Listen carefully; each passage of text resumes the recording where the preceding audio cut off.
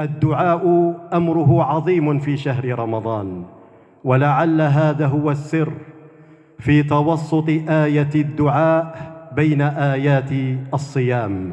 آية الدعاء: وإذا سألك عبادي عني فإني قريب أجيب دعوة الداعي إذا دعان. هذه الآية وقعت ضمن آيات الصيام.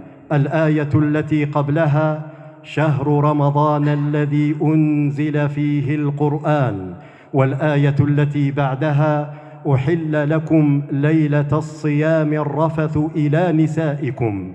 فلعل السر في توسط آية الدعاء ضمن آيات الصيام وهو أن للصائم دعوة لا ترد، كما أخبر النبي صلى الله عليه وسلم: للصائم دعوة لا ترد، دعوة مستجابة.